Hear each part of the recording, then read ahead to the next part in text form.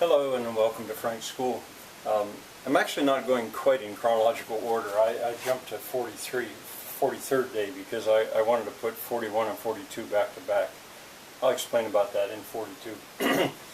But in real time, I'm doing 43 first.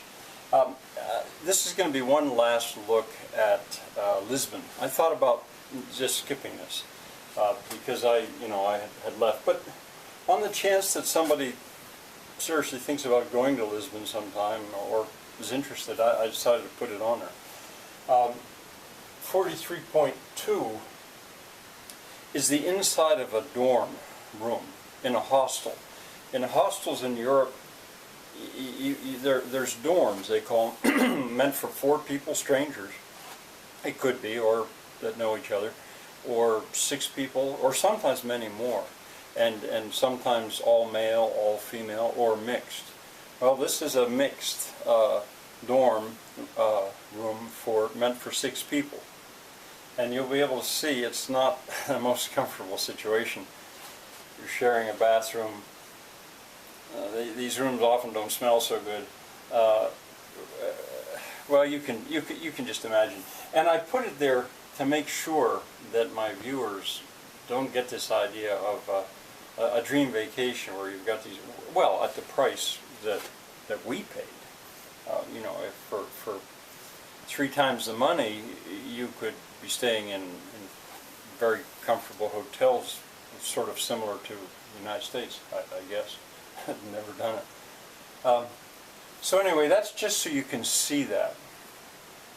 Point 3 is my last look at Lisbon. It's miscellaneous. I'm not sure if I spelled that right. It's a mixed group. A lot of it is stuff I saw on the way back from having found the aqueduct on the way back to the hostel. You'll see a certain building technique that I filmed because I had first seen it, I think in Brazil 40 years ago, and it hasn't really changed. Or I might have seen it maybe in Africa even before that. I think it's a good building technique. It does not rely on big steel girders, but rather reinforced concrete and that light kind of brick, very porous. So I filmed that partly for my own sake, but for the record. And you can see as I go to the left, you can see what the finished building looks like. It's kind of nice that way. I also filmed the inside of the window of a hardware store. This is right in the heart of Lisbon. And then I go inside as well and film what's in there. And I'd like to draw attention particularly to the cook stoves. There were 2 or 3 cook stoves. I was surprised at the price. They were expensive. I think that the first one, the one you're most likely to see, might have been $2,000 or something like that. I thought somehow they would be cheap imports from Brazil or something. It didn't seem to be the case. And there's also stills there. Those beautiful copper things. Of course, in the United States that used to be quite illegal to have a still like that, but this is Portugal and they make port. In order to make port, you've got to take wine and distill it and turn it into brandy. So you'll see that, and then you'll see more of the, I never know if it's the praça or plaza. I get this mixed up with English and Spanish. But das Portas do Sol. That's that level area with the view of the river. It looks like the sea, but it's actually the Tagus River before it meets the sea. And down below the wall you can see the Alfama. And so you'll see that some.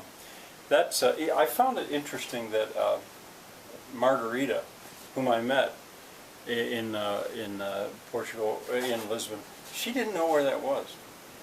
She said, "That's funny, I've lived in Lisbon all my life, and you've got me. I don't know where that is," because I said maybe that's the place we could meet. So it seems to be that maybe it goes by a different name, or I think more likely there are just parts of the city that people don't mix too much. She lived in a very different part of the city. This is also the place where the museum was that I so desperately wanted to revisit last year. The Museum of Artes Decorativas, the Museum of Decorative Arts. And so you'll get one last look, and looking down off the wall of the patio, the last thing you'll see is that famous line 28 tram, and then we're done with that. All right, well, now I'm going to come back to the United States. So see you again today, actually.